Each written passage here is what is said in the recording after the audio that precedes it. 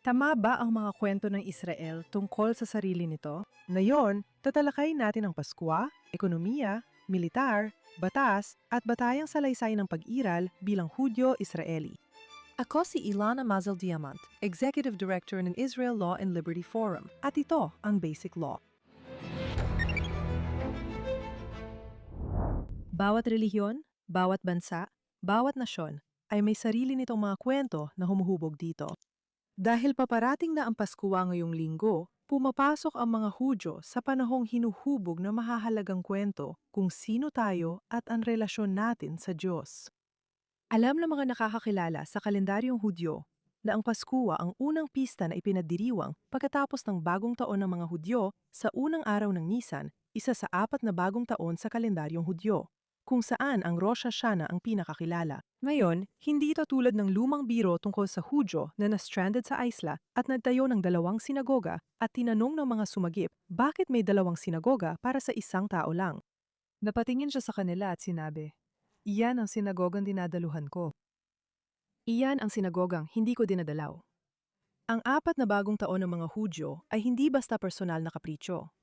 Hindi mo pwedeng piliin kung alin lang ang susundin. Iba-iba ang kahulugan ng bawat isa. Ang Rosh Hashanah ay simula ng taon para sa paghuhukom. Ang unang araw ng Elul ay para sa ikapo ng mga alagang hayop. Ang Tu B'Shvat ay bagong taon ng mga puno. Ang una ng Nisan, na siyang buwan kung kailan nagaganap ang Paskwa, ay ang panahon kung kailan natin binibilang ang paghahari ng mga hari at ang ating mga pista.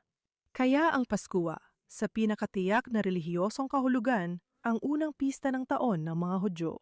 Ipinagdiriwan ng pistang ito ang pag-alis ng mga Hebreo mula sa Ehipto na nagmamarka sa sandaling ang mga Hebreo ay naging bansang Israelita.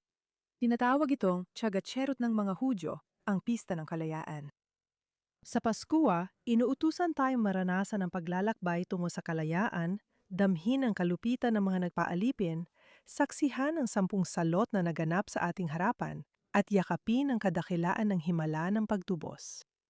Sa panahong ramdam ng maraming Israeli na mahalaga ang kasalukuyang yugto ng kasaysayan, mas mabigat ang utos na yon.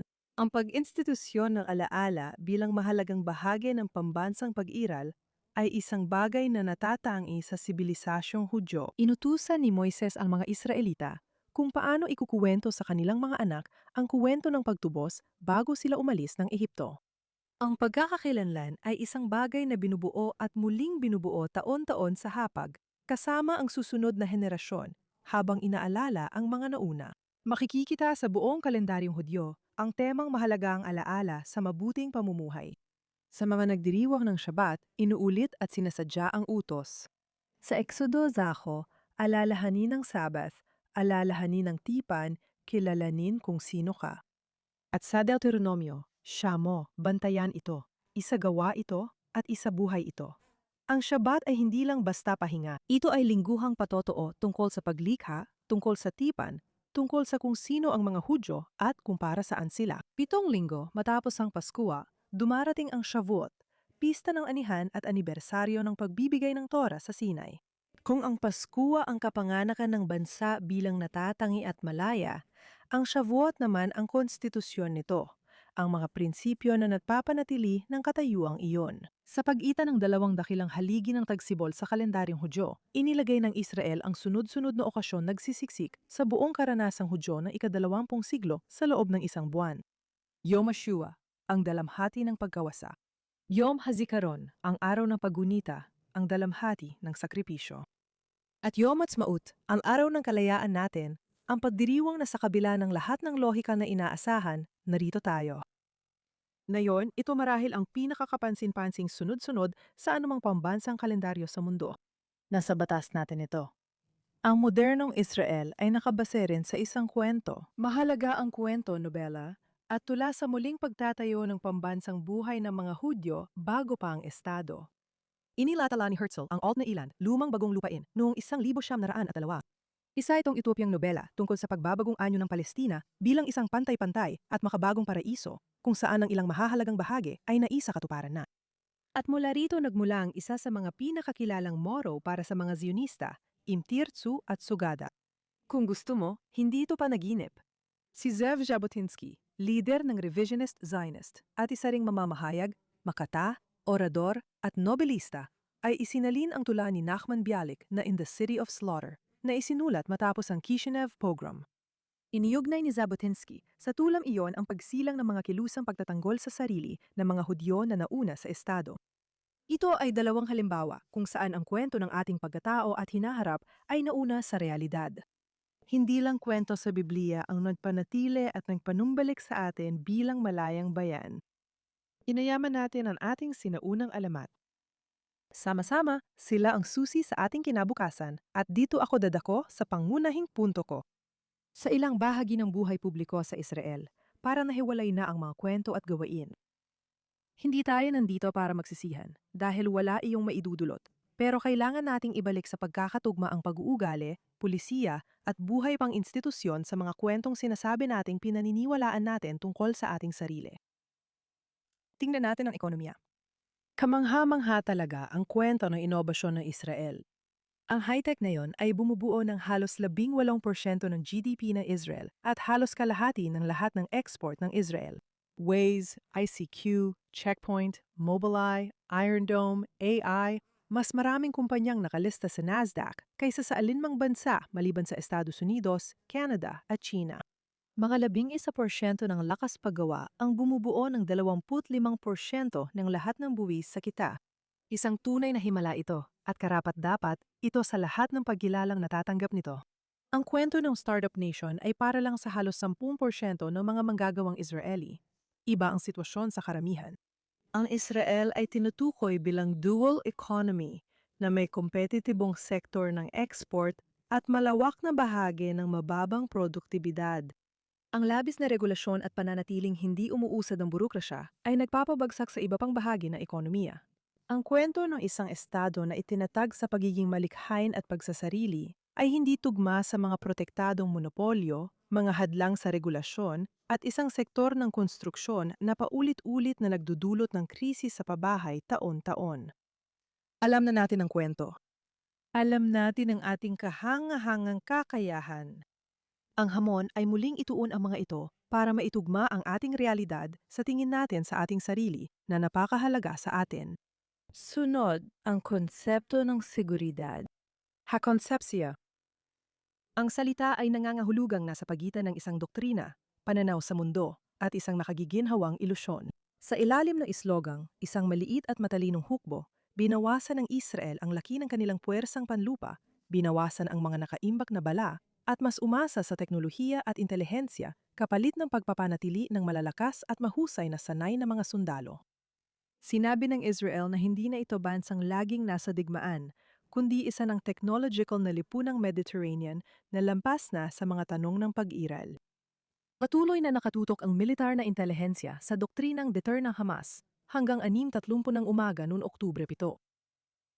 Ngayon, ilang taon nang muling sinusulat ang kwentong yon at di pa natatapos. Pero ang labanan tungkol sa Commission of Inquiry na natalakay na natin dati sa palabas na ito ay literal na labanan para sa karapatan sa kwento. Aling bersyon ang tatatak sa pambansang alaala, alin ang tahimik na ililibing at kung ano ang magiging Israel bilang resulta. Hindi natin maaring takasan ang responsibilidad ng paglihan ng kwentong iyon sa makabuluhan at tapat na paraan. At sa huli, sandali lang, pag-usapan naman natin ang tungkol sa batas. Kahit walang konstitusyon, nakabuo ang Israel ng kahangahangang doktrina, kontrobersya at tunggalian sa mga institusyon. Ginamit ang rule of law bilang sandata na sumira sa dapat nitong protektahan. Ginamit ito ng mga korte upang bigyang katwiran ng pagpapalawak ng kapangyarihan ng hudikatura na hindi naman ipinasa ng batas. Ginamit ng politiko ang negatibong reaksyon para bigyang katwiran ang kakulangan ng pananagutan sa paggawa ng batas. Ipinagmamalaki natin ang pamamayani ng batas, pero tila di natin alam kung sinong namumuno at ano ang batas sa maraming usapin. Hindi ito tugma. At hindi ito kung sino tayo. Tayo ay humaharap sa hamon at inuuna ang kapakanan ng nakararami kaysa pansarili. Maaring kwestiyonin ng iba ang paglalahad ko. Baka hindi ang pag-akma sa kwento ang problema, kundi ang pagkakasundo kung ano talaga ang kwento. Magkatugma ba o nagsasalungatan ang mga pagpapahalagang Hudyo at demokratiko? Kailangan ba natin ng malalakas na hukuman para protektahan ang pamantayan kahit walang konstitusyon? O aasa ba tayo sa demokrasya sa pamamagitan ng mga kinatawan? O may konstitusyon man o wala? Totoong tanong ito at hindi ko binabalewala. Inilalaan ko pa nga ang karira ko para palagiin ang diskusyon nito. Sa ngayon, iiwan ko muna ang mga laban na yon para sa ibang episode. At kumpiyansa ako na kung gagawin natin ang mga diskusyong ito ng may mabuting hangarin at intelektual na katapatan, makakarating tayo sa isang malusog na kasunduan o kahit man lang sa isang paraan para umusad. Ang mahalaga ngayon, tayo ay bayang matagal na nakikipagbuno sa iba't ibang batas, banal, rabiniko, at pangkomunidad. Ngunit maikli pa lang ang kasaysayan natin sa pagbuo ng isang sibil na estado.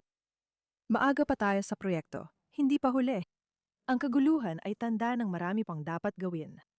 At ang pagkakahanay ang hamon natin. Bago ako magtapos, may mahalagang ebidensya na dapat pang hawakan. Ayon sa Jewish People Policy Institute, matapos ang Oktubre 7, isa sa bawat 3 wala pang 25 taong gulang ang henerasyon ng mga sundalo. Ang nagsabing mas sinusunod nila ang tradisyon na yon. Isang 3 ng mga kabataang Hudyo sa Israel ang nagsasabing mas madalas silang nagdarasal na yon. May gumalaw sa lipunan ng Israeli na hindi dulot ng pulisya ng gobyerno o utos ng mga rabbi. At hindi lang yon, pangwalo ang Israel noong 2020.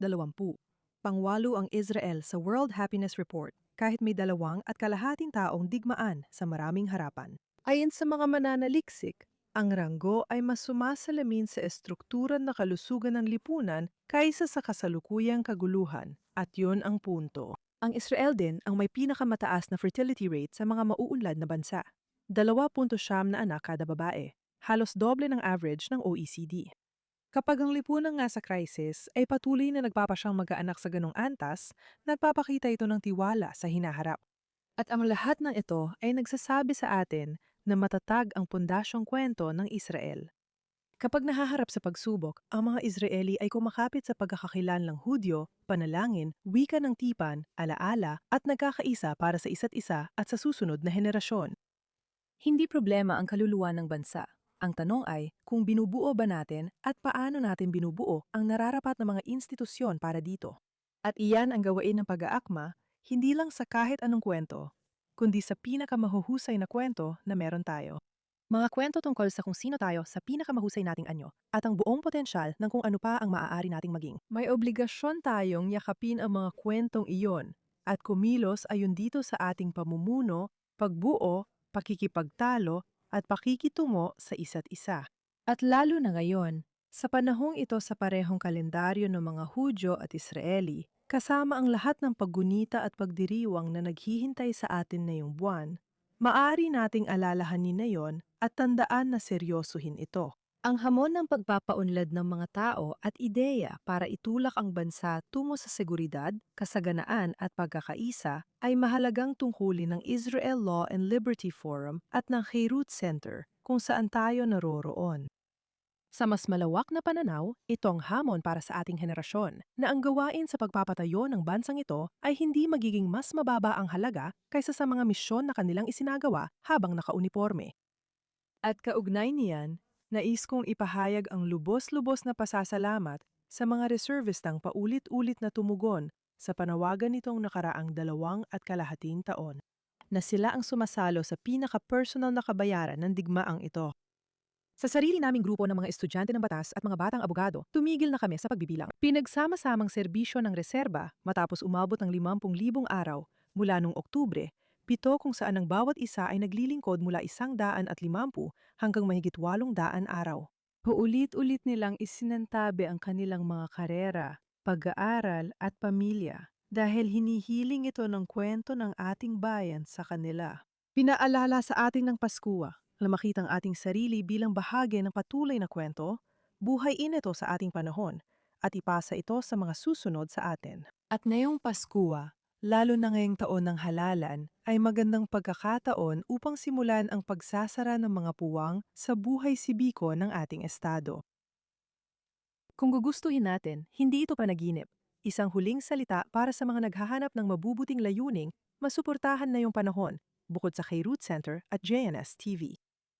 Paborito ko ang Ashom Maratshadash na tumutulong sa mga magsasaka at komunidad sa frontline ng Israel. At may kampanya ngayon para pundohan ang mga silungan sa mga estratehikong lupang sakahan ng bansa. Meron ding Magenda Vida Dom, mga serbisyong pang-emerhensya na ang mga voluntaryo ay naging napakahalaga sa buong digmaang ito. Nasa paglalarawan ng palabas ang mga link. At sa wakas, para sa mga nagdiriwang, Shag Pesach Kasher Samerch at Shag Shirut Samerch.